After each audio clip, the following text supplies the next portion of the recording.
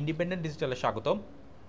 World economic forum একটি ঝুঁকির তালিকা প্রকাশ করেছে। সেই তালিকায় বলা হচ্ছে চলতি বছরে বাংলাদেশকে 5টি ঝুঁকির মধ্য দিয়ে যেতে হবে। প্রতিষ্ঠানটির বৈশ্বিক ঝুঁকি প্রতিবেদন 2025-এ এই তথ্য জানানো হয়েছে। এই ঝুঁকি নিয়ে আমরা কথা বলবো। সঙ্গে আছে জ্যেষ্ঠ সাংবাদিক সেলিম খান, সঙ্গে আছে আমি সুপ্রিয় শিকদার। সেলিম খান, আমরা যদি ঝুঁকির তালিকায় যাই, শুরুতেই আছে মূল্যস্ফীতি, বাকিগুলো কি? হ্যাঁ, একটা হচ্ছে যে বাংলাদেশের ঝুঁকি কিন্তু তারা বিশ্বের জন্য বিভিন্ন দেশের জন্য আলাদা আলাদাভাবে করেছে। হ্যাঁ, তার পাশাপাশি কিন্তু ওই ঝুঁকির তালিকায় যে দেশগুলো আছে তার মধ্যে বাংলাদেশের একটা তালিকা করেছে। সে বাংলাদেশের 5টি বিষয়কে তারা প্রায়োরিটি দিয়েছে। তার মধ্যে সর্বোচ্চ ঝুঁকির কথা যদি বলি তাহলে বলা হচ্ছে যে 2025-এ এই রিপোর্টে সর্বোচ্চ ঝুঁকি হচ্ছে মূল্যস্ফীতি বা জিনিসপত্রের দাম, এই দামের ঊর্ধ্বগতি, এটা হচ্ছে সর্বোচ্চ ঝুঁকি। এরপরে যে ঝুঁকিগুলোর কথা বলা হচ্ছে, একটা হচ্ছে যে চরম মনোভাবাপন্ন আবহাওয়া, মানে বৈরী আবহাওয়া, যেটা আমরা ক্লাইমেট চেঞ্জ সাধারণত বলে থাকি। একটা হচ্ছে পরিবেশ দূষণ।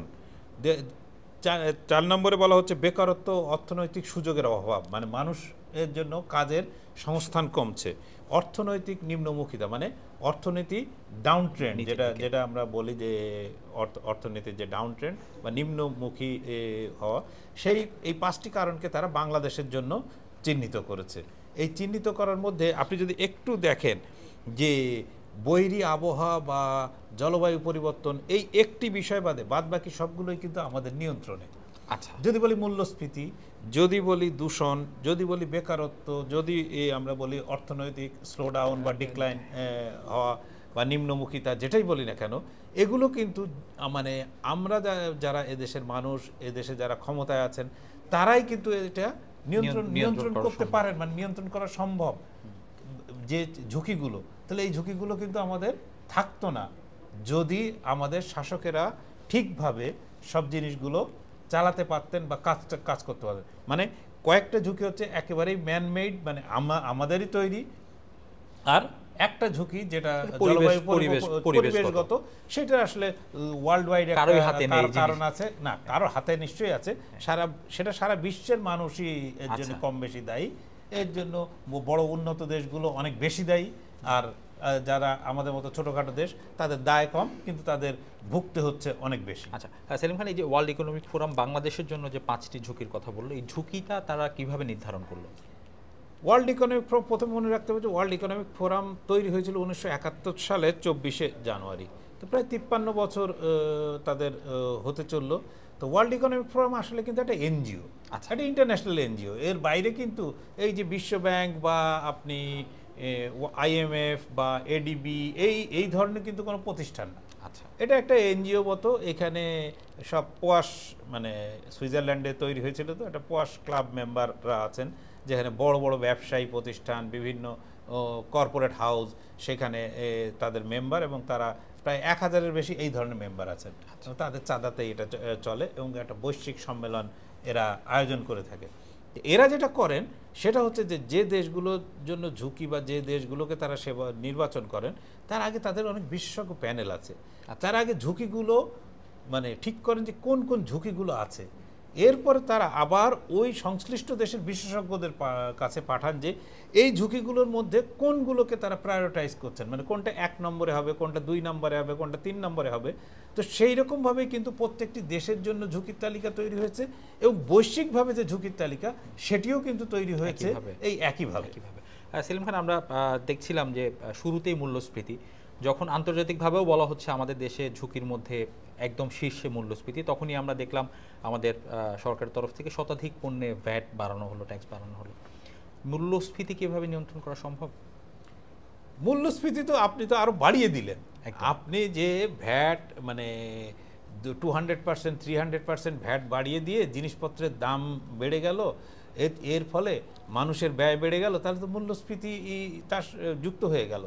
আগে থেকেই আমাদের জিনিসপত্রের দাম, যেটা আমরা এর আগেও বলেছিলাম যে মোটা চালের দাম 68 টাকা 70 টাকা, এবং এই ভরা আমনের ভরা মৌসুমে যে সময় ঘরে ঘরে কৃষকের ঘরে ঘরে ধান থাকে, চাল থাকে, এগুলো থাকে, সেই সময় 70 টাকা, 68 টাকা থেকে 70 টাকা চালের কেজি। তো এই যে বেসিক আমাদের প্রধান খাদ্য চাল, বা ভাত যেটাই বলি না কেন, সেইটার দামই এই পর্যায়ে। এর সঙ্গে যখন আবার বোঝার উপর শাকের আটির মতো এসে যুক্ত হয় অতিরিক্ত ভ্যাট, অতিরিক্ত সরকার যারা আছেন তারা বলছেন যে বলছেন না বলেছিলেন যদি বলি অর্থ উপদেষ্টা, যে আপনারা আমরা ভ্যাট শুল্ক আরোপ করলাম ঠিকই, কিন্তু আসলে এটার প্রভাব তেমন পড়বে না। তো এটা সারা মানুষের মধ্যে এটা একটা তীব্র প্রতিক্রিয়া তৈরি হয়েছিল। আমরা কিন্তু দেখেছি সেলিম খান, প্রভাব পড়েছে এবং যার ফলে সরকার রেস্তোরাঁ থেকে ভ্যাট প্রত্যাহার করেছে এবং বলা হচ্ছে যে ওষুধের জায়গা থেকেও তারা ভ্যাট যেটা আরোপিত করেছিল সেটা হয়তো সংশোধন করবে। হ্যাঁ, বেশ কিছু জায়গায় ভ্যাট মানে প্রত্যাহার করা হবে অথবা কমানো হবে, যেটা করা হয়েছিল তার চেয়ে হয়তো আরো কমানো হবে, সেই কথা বলা হচ্ছে। কিন্তু ওনারা যে জায়গায় এই বাড়িয়ে যে জায়গায় দাম নিয়ে গেছেন সেইটা আর আগের জায়গায় ফেরত আনতে পারবেন না। একবার এইটা ওনারা বাড়ালে আবার সরকার লুজার হবে, সরকারের বড় পয়সা নেই, কিন্তু আমরা তো কমিয়ে দিয়েছি, ওনারা গাল ভরা কথা বলবেন।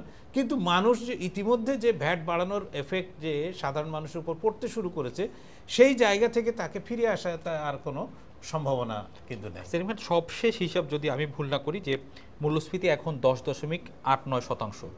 বাংলাদেশ ব্যাংকের গভর্নর বলেছে যে আগামী জুন জুলাই মাসে এই মূল্যস্ফীতি 7%, অর্থাৎ সিঙ্গেল ডিজিটে চলে আসবে।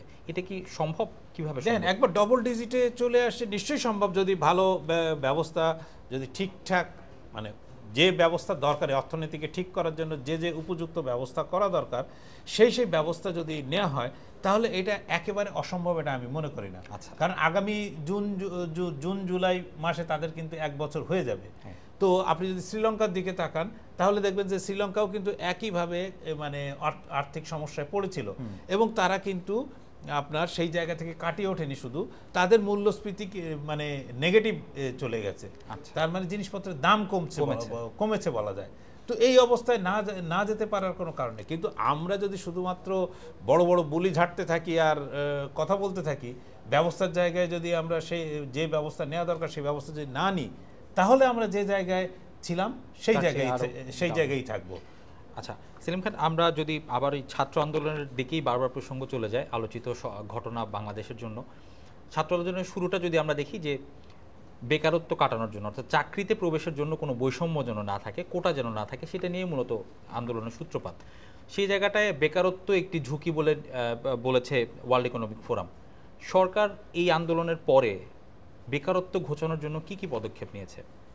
সরকার এই আন্দোলনের পরে বেকারত্ব মানে ঘোচানোর জন্য যে দৃশ্যমান ব্যবস্থা যদি বলি, তাহলে ঘোষণা করা হয়েছে যে আগামী কত বছরে এত লাখ নিয়োগ হবে, অমুক হবে, তমুক হবে, এসব কিছু বলেছে। আর দৃশ্যমান একটি হচ্ছে যে 30 বছর থেকে চাকরির বয়স 32 করা হয়েছে, এটি দৃশ্যমান। কিন্তু তো বাংলাদেশে এই মুহূর্তে আপনার সরকারি চাকরি কয় % লোক করে? যারা চাকরি করেন তাদের 5%ও সরকারি চাকরি করেন না। তাহলে বাকি 95% লোক কোথায় চাকরি করেন বা কাজ করেন? বাকি 95% লোকের কর্মসংস্থান হয় কিন্তু বেসরকারি খাতে। তার মধ্যে একটা বেসরকারি কর্পোরেট সেক্টর আছে, নানা ধরনের উৎপাদনমুখী শিল্প আছে, আর আছে হচ্ছে যে গ্রামের শ্রমজীবী কৃষক মজুর, আপনি যে কথা বলি যে তারা এইভাবেই কিন্তু যুক্ত আছে, এদের সংখ্যাই কিন্তু বেশি। এবং এই সেক্টরে কিন্তু চাকরি কিন্তু নতুন করে তৈরি হচ্ছে না, বরং আমরা দেখছি বহু কলকারখানা বন্ধ হয়ে গেছে, তাদের শ্রমিকরা বেকার হয়ে পড়ছেন। হ্যাঁ, মালিকের দোষ থাকতে পারে, কিন্তু মালিকের দোষের কারণে তার চড়া মূল্য দিতে হচ্ছে সেখানে কর্মরত শ্রমিকদের। এইটা একটা কিন্তু বড় ধরনের বড় মানে যেখানে চাকরি কর্মসংস্থান তৈরি করা দরকার, উল্টে কর্মসংস্থান মানে সংকুচিত হচ্ছে। এই কর্মসংস্থান সংকুচিত করার জন্য তো জুলাই আগস্টের বিপ্লব হয়নি। জুলাই আগস্টের মানে গণ অভ্যুত্থান যদি হয়ে থাকে তাহলে সেটা মানুষকে স্বস্তি দেওয়ার জন্য। ওই যে কারখানাগুলোর লোক বন্ধ হয়ে গেছে, তাদের ছেলেমেয়েরাও দেখা যাবে যে এই তাদের অনেকে নিজেরাও এর সঙ্গে যুক্ত ছিলেন। এখন উনি যদি কালকে কাজ হারান, উনি যদি এই মাসের পর মাস বেতন না পান, তাহলে তো ওনার পরিবার আর মানে ঠিক থাকতে পারবে না। সেলিম খান, আপনি ঝুঁকির তালিকায় পরিবেশগত নানা বিষয় আছে, সেই জায়গাটায় আমরা যদি একটু আলোচনায় যাই, যে আমরা দেখেছি যে আমাদের পরিবেশ নিয়ে কাজ করছে আমাদের সরকার। সেখানে সেন্ট মার্টিনে থাকার যে একটা জটিলতা তৈরি হয়েছে, তারপরে পলিথিন নিষিদ্ধ করা হয়েছে, তাছাড়া পরিবেশ রক্ষার ক্ষেত্রে নানা ধরনের সচেতনতা কাজকর্ম করা হচ্ছে। আপনার কাছে মনে হয় কি পরিবেশ রক্ষার জন্য যে এইটা যেহেতু মানুষের হাতেই অনেকটা আছে, আরও কঠোর হওয়া দরকার সরকারের? না না, এসব কঠোরতাটা তো বলে কোনো জিনিস নেই। আপনি বলবেন, ধরেন কথার কথা, আপনি বলবেন যে ধূমপান ক্ষতিকর, একদম ঠিক আছে, আবার এইটার উপরে সর্বোচ্চ ট্যাক্স পান বলে আপনি এটাকে চালিয়ে রেখে যাবেন। আপনি বলবেন যে হ্যাঁ আপনার লিখতে হবে যে ধূমপান ক্যান্সারের কারণ, আবার আপনি এখান থেকে 200-300% রেভিনিউ আর্ন করার একটা মানে সস্তা পথ হিসাবে দেখবেন। আপনি যদি মনে করেন এটা মানুষের জন্য, এটা সমাজের জন্য ক্ষতিকর, যে জিনিসটা মনে করবেন সেই জিনিসটা একদম গোড়া থেকে কেটে দিতে হবে, সেই জিনিসটা ওইখানেই বন্ধ করে দিতে হবে যে আপনি এই জিনিস করতে পারবেন না। আপনি এখানেও অনেক ধরনের জিনিসের উপর আপনি তো মানে ধরেন সিগারেটের জায়গায় আরেকটি মাদক দ্রব্য যদি কেউ এসে কালকে বলে যে ভাই আমিও এটার উপর ট্যাক্স দিতে চাই, এটা আমাকে চালু করতে দেন, আপনি কি দেবেন? সেটা দেবেন না। তো এইরকমভাবে যে জিনিসগুলো ক্ষতিকর, পলিথিন ক্ষতিকর, আরও ধরেন যে মানে আমাদের যে গাড়ি চলে, আমরা রাস্তায় যারা চলি তারা তো জানি যে আমাদের যে বাসগুলো চলে যে কি পরিমাণ কালো ধোয়া বের হয়। কেউ একটা তার ফিটনেস পরীক্ষার জন্য, খুব ছোট ছোট জিনিস। আজকে ঢাকা শহর দূষণের তালিকায় শীর্ষে, আজকেও শীর্ষে, মানে শীর্ষে। তো সেই ঢাকা শহরকে বাঁচানোর কারোর একটু সামান্যতম সিম্প্যাথি নেই। কারণ হবে কিভাবে? যারা এই বিষয়ে ব্যবস্থা নেবেন তারা গাড়ির গ্লাস বন্ধ করে ঠান্ডা বাতাস খেতে খেতে আপনি মানে সামনে পুলিশ ভ্যান, কারোর ইয়ে থেকে মানে তারা শাঁসা করে চলে যান। তারা সাধারণ মানুষের কষ্ট বোঝেন না। তো তারপরে হচ্ছে যে সারা রাস্তা, ধরেন আমি শুধু ঢাকা শহরের কথা যদি বলি, চারিদিকে চলছে খোঁড়াখুড়ি, একবার খুললেই ঢাকার বাতাসে যে পরিমাণ বালুকণা মেশে, এই বালুকণা তো ধরেন এখন শীতের সময় এটা উপরে ওঠার কোনো সুযোগ নেই, বা বৃষ্টি হলে ওইটা আবার বৃষ্টির সঙ্গে সঙ্গে মাটিতে মিশে যাবে, এটার ফলে এটা কিন্তু বাতাসে নানা ধরনের পার্টিকেল ভেসে বেড়াচ্ছে। তো এই পার্টিকেল যখন আমাদের দেখেন যে আমাদের শিশুরা থেকে শুরু করে বয়স্করা সবাই কিন্তু প্রচণ্ড রকম অসুস্থ এই দূষণের কারণে। এই দূষণ কিন্তু মানে আপনার সহজেই এটা ব্যবস্থা নেওয়া যায়, এবং এখানে সরকারের কঠোরতার চেয়ে সদিচ্ছা, আমি বলবো সদিচ্ছার দরকার। এই সদিচ্ছা সরকারের, হ্যাঁ এইটা আমি বলতে চাচ্ছিলাম যে এই সরকারের সদিচ্ছা শুধু না, মানুষের সদিচ্ছাটাও জরুরি। তেমনি আমরা বাংলাদেশ নিয়ে কথা বলছিলাম, ওয়ার্ল্ড ইকোনমিক ফোরাম ঝুঁকির তালিকা দিয়েছে, বৈশ্বিক ঝুঁকি সম্পর্কে কি বলেছে? বৈশ্বিক ঝুঁকির তালিকায় যে জিনিসটা তার বলেছে সেটা খুবই উদ্বেগজনক। সেটা বলছে যে বৈশ্বিক ঝুঁকির তালিকায় সবচেয়ে যেটি আছে মানে এবছরের জন্য, সেটা হচ্ছে দেশে দেশে সশস্ত্র সংঘাত, মানে যুদ্ধ। সোজা কথা যদি বলি তাহলে যুদ্ধের কথা তারা ইঙ্গিত করছে, যে প্রত্যেকে এক দেশ আর এক দেশের সঙ্গে সশস্ত্র সংঘাতে জড়িয়ে পড়তে পারে, এবং এর জন্য ক্ষয়ক্ষতি মানে নানা মাত্রায় নানাভাবে হতে পারে। সেটার কিন্তু আমরা 2024-এ দেখেছি, এই ফিলিস্তিন ইসরায়েলের হামলা, আপনার রাশিয়া ইউক্রেন যুদ্ধ, তারপরে অন্যান্য বিভিন্ন জায়গায় ছোটোখাটো কনফ্লিক্ট লেগেই আছে। তো আমরা কিন্তু এটা প্রত্যক্ষ করেছি। এখন 25-এ যদি এটা আরও বাড়ে এবং আরও বাড়বে বলে তারা মনে করে, তাহলে তো এটা ভয়াবহ ব্যাপার।